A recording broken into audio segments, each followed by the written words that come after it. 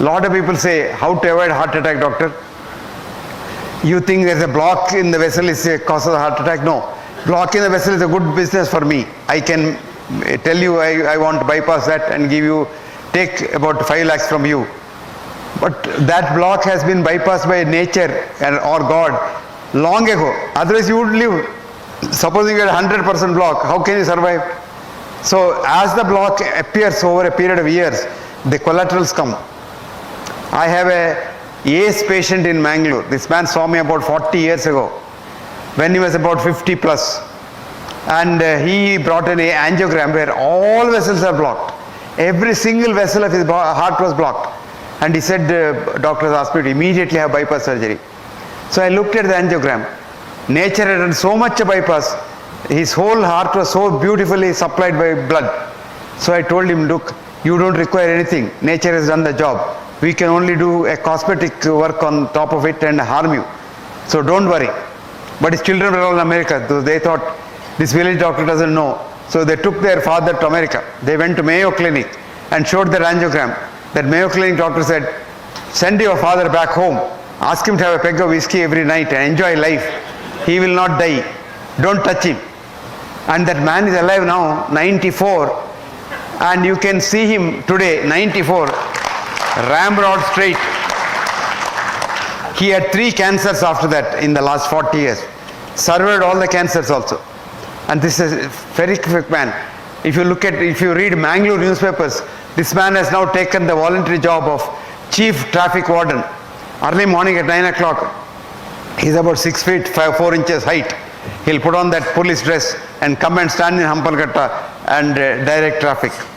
At the age of 94. And he's so fit and healthy. Why is he healthy? He has a healthy mind. I always say, mind your mind, your heart will be fine. If you don't mind your mind and fill the mind with hatred, jealousy, greed, ego, depression, etc., you will die of a heart attack very soon. The cause of a heart attack is not the block, but a bad mind. It's a bad mind that attracts a clot, and that clot kills. And if you had a block earlier, you probably don't die. If you didn't have a block, if you are very young and didn't have a block at all, if you get a heart attack, you will die instantaneously on the spot. That's called sudden death syndrome, which is different from heart attack. Before the heart attack occurs, you are dead. So your heart on postmortem looks normal, but you may have died of a heart attack, because the heart is called electric death. And this happens. It happens in 2 circumstances. A, if you are an alcoholic, if you drink a lot of alcohol, your wiring inside the heart gets eaten up, moth eaten, and wiring gets snapped one day. So you suddenly drop down dead. But if you have a heart attack and you are old and have many blocks, you will never die. You will have chest pain, come to the doctor, make the doctor rich, and you will go on and on and on, jug on, and you don't die.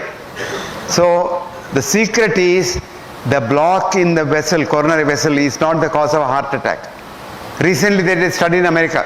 They took angiograms of people, lot of people, and everybody had some block.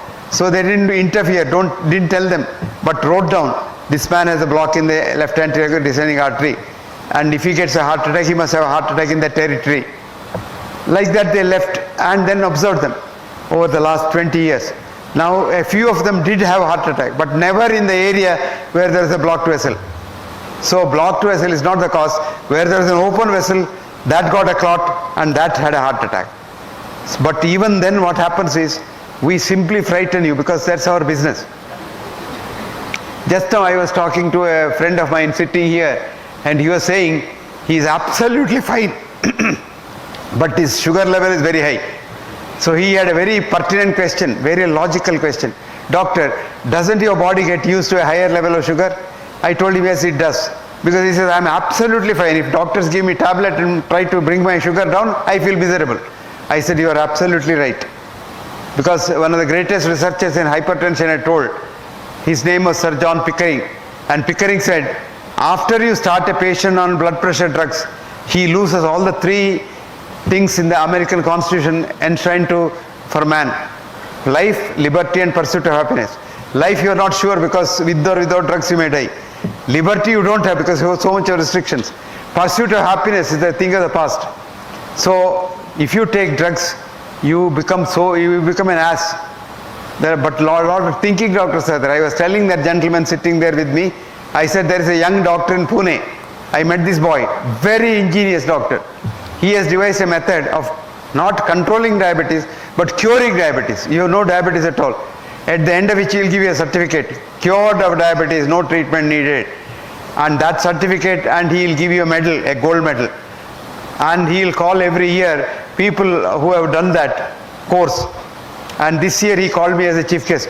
I had about 2,800 people who got the gold medal. They called Muktotsava. In Pune he had 4 days of Muktotsava. Tripathi. Pramod Tripathi. Actually, one of the participants this year who got the gold medal from me was our former Home Minister, Sushil Kumar Shinde.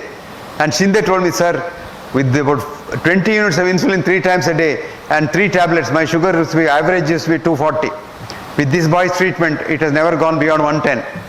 And I'm very happy and healthy now. So this is what is possible. But unfortunately, commercial medicine is different from real scientific medicine. And if you want to know the scientific medicine, it's very easy to live a healthy life. Healthy life, if you want to live, have a healthy mind. And the word that kills you is that arrogance. Do you know who I am? I'm a high court judge. I'm this, that I starts illness. When once you say we, it starts wellness. All that you do is convert that I into we. That's all, as simple as that. So the things that kill you are the negative feelings in your mind. The things that keep you healthy are positive feelings for others. If you want to be healthy and happy, make others healthy and happy. I always tell my students, each one, at least reach one life so that he is made happy.